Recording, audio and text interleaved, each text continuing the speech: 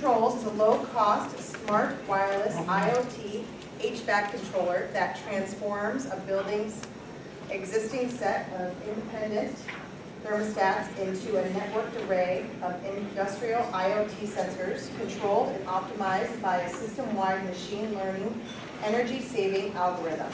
They're seeking $2 million from Vancouver, BC. Welcome, Oded.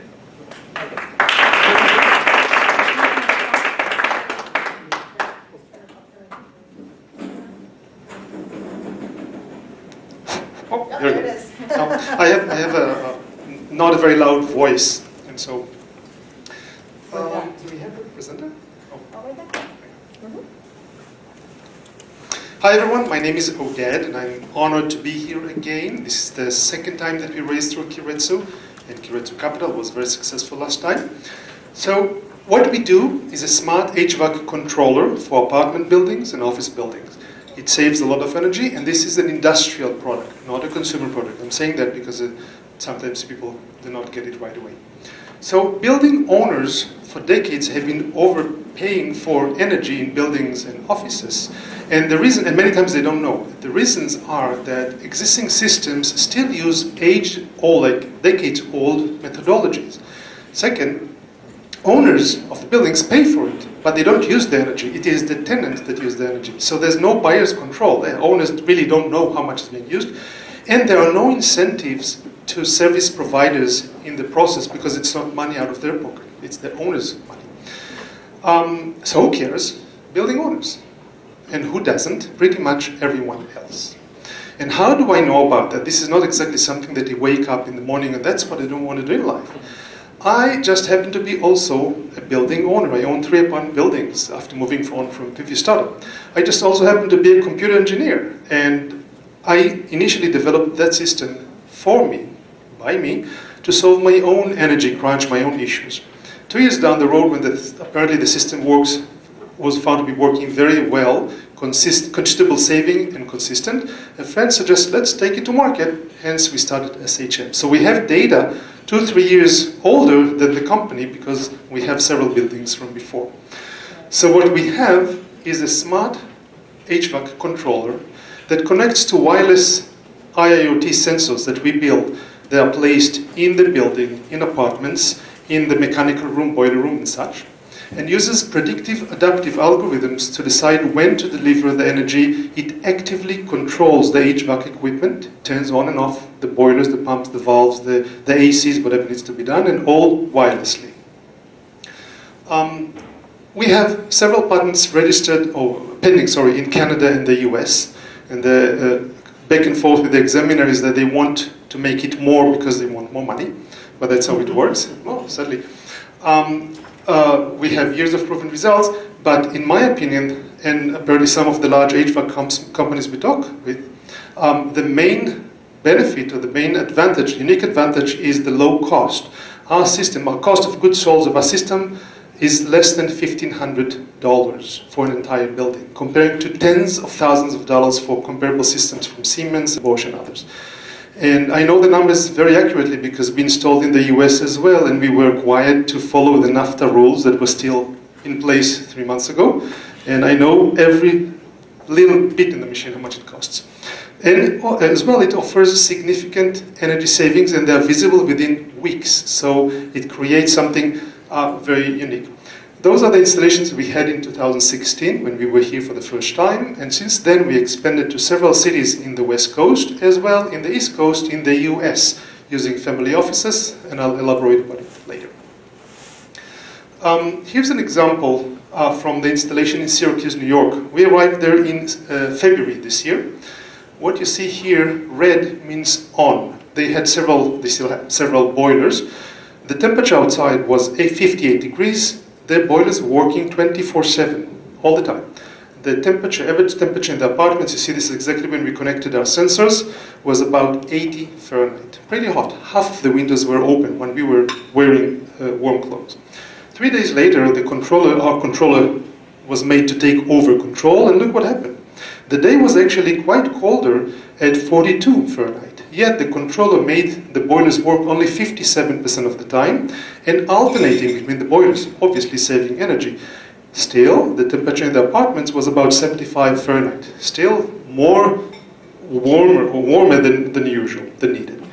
In April 23rd, I just took a screenshot and let's see what happened. The temperature, the daily temperature was about 60 on average, although it was swinging from about 34 at night to about 74 or something during the day, so a large swing.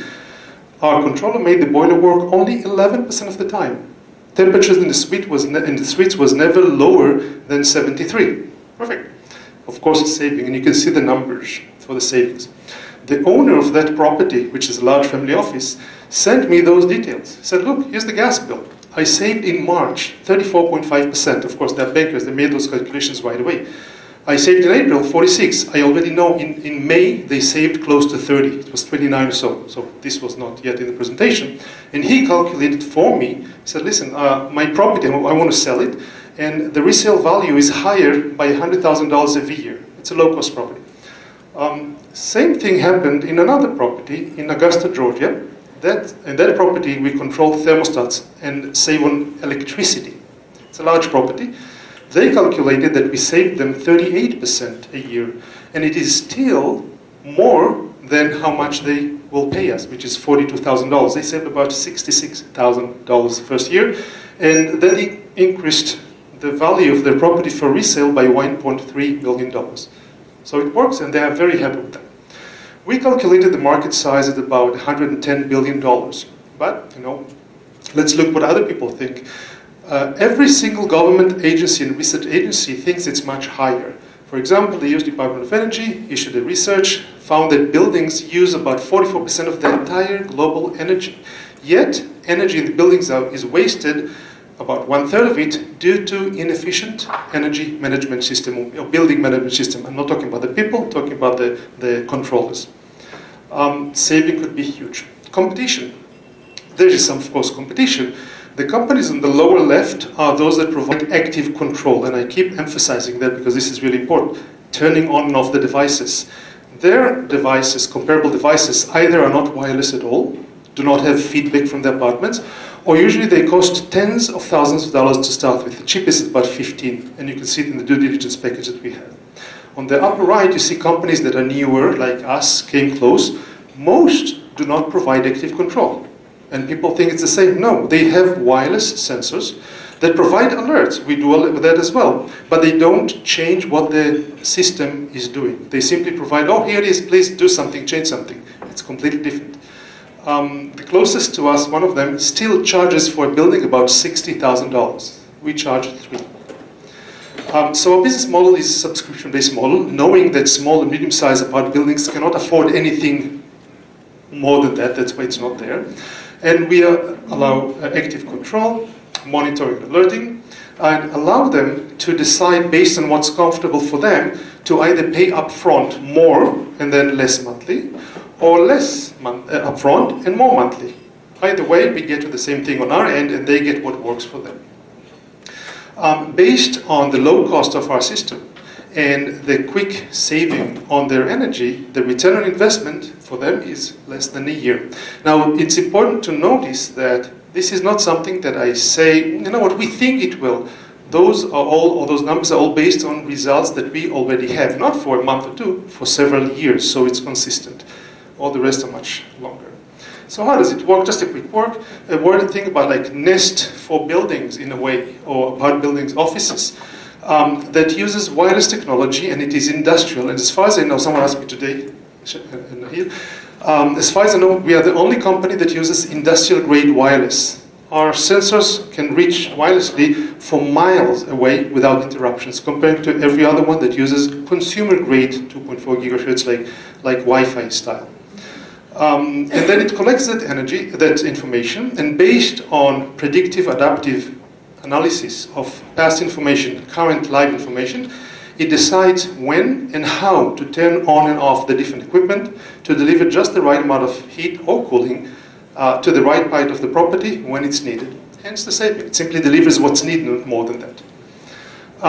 We raised in the past round $750,000, roughly, from different locations, including from Keiretsu Forum, Keiretsu Capital. Some of our distinguished investors are sitting in this room, and I'm not going to look directly in their eyes, but they're here. We are trying to raise between $1 to $2 million.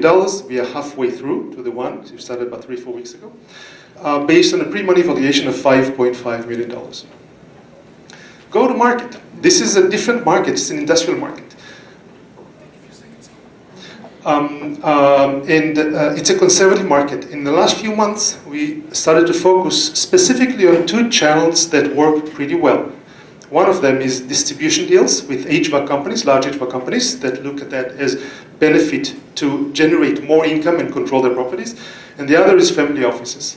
The 2 deals are on the table. One is already signed below. The one above is with, I think it's one of the largest HVAC companies in Canada, nationwide.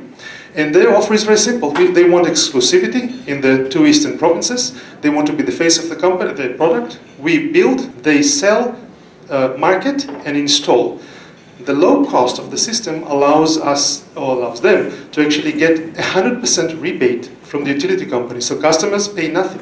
And the monthly fee goes straight in the utility bill. So customers don't even feel they have to sign a check, although they pay. So that's the deal, and we are currently trying to finalize the final details with them. They want, of course, not to install 1 or 2. They are talking about hundreds, so that could suddenly balloon. The second is already in action with family offices, and for that purpose, we brought another person to the board, and I'll talk about it in a few seconds. We already have those customers. Family office that owns hundreds of properties, they start with 1 and 2, and then, let's install in 50 more, 100 more. That's jumping much, much faster. So to cut short on the time, because I'm over time, well, obviously the most important person here on the list is on the left. I myself am a computer engineer, a serial entrepreneur. This is my 5th startup. I grew up in the startup ecosystem in Israel. Sold my first startup to the police, move on. The others worked with me for a couple of years, like 10 to 19 years. Sean is here, represented one of our first investors and joined the team on the board of advising directors. We have HVAC engineers and such. The most important person is on the top right, Richard Wilson, the CEO of the Family Office Club, representing or contacting 1,500 family offices. He opened the market for us. We started making we are almost 3 years old, started making money last year at about $85,000. This year it's already more than that, projected to be twice or triple that. And just summarize the offer quickly. Exit by acquisition. Some of those companies talked to us already, so I know more or less what they want. Examples for that, you see the last one was just announced about 2 weeks ago. Enlighted, that does lights and IoT for buildings. Similar idea, was acquired by Siemens, but unknown how much. Typical exit will be about hundreds of millions, 200, 300 millions. Thank you so much. It took a bit longer, but thanks.